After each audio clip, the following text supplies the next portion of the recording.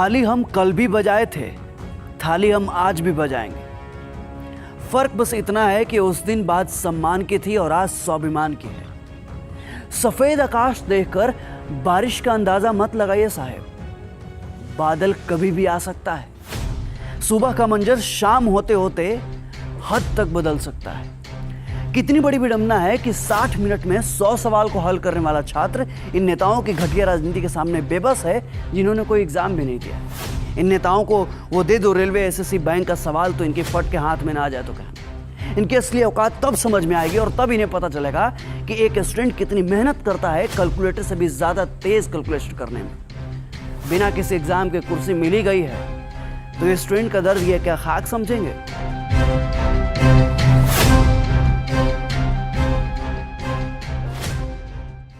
किंतु दुख तो तब होता है जब तंत्र और सिस्टम हमारे भावों को जख्मी घाव बना देता है, भविष्य को भूत के अंधकार में ढकेल कर रीढ़ की हड्डी तोड़ देता है। और इसी पीड़ा में हम समाज और परिवार के घावों को भी झेलते रहते हैं जीवन के साथ साथ। सर में चल रहे सरदर्द को तो हम किसी तरह सहन कर भी लेते हैं, पर जो दर्द और जख्म सरकार ने हमें बेरोजगार बना कर दिया है ना, वो सहन नहीं कर पाते। और जब यही दर्द, यही पीड़ा एक भयानक रूप लेता है तो दीमक की तरह रोज रोज हमारे जख्मों को कुरेदता है।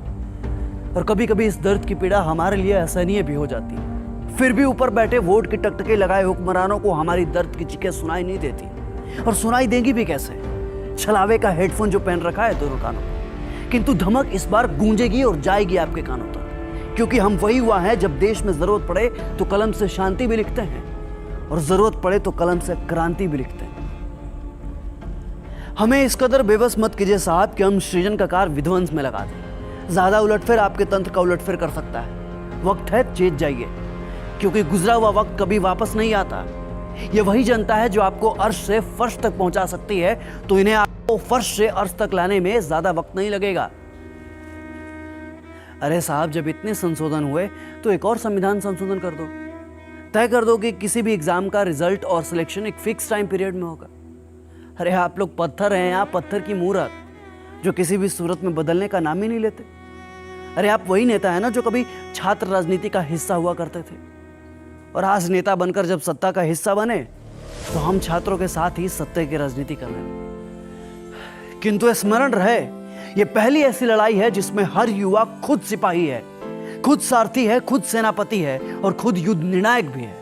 अब बस जरूरत है तो इस आग को अपने भीतर जिंदा रखने की। जो कभी हिम्मत टूटे तो सोचना अपने माँ बाप के बारे में, जिन्होंने तुम्हारे आंखों में अपने सपने को पलते देखा है। उस दिन को याद करना जब तुम तैयारी के चक्कर में रक्षाबंधन में घर नहीं जा पाए थे। तुम्हारी त्याग, तुम्हारी तपस्या ही तुम्हें बल देगी। और याद रखना, ये लड़ाई सिर्फ आज के लिए नहीं है, बल्कि आने वाली पीढ़ियों के बारे में भी है, जो आने वाले समय में प्रतियोगी परीक्षाओं के अथाह समंदर में कूदने वाले।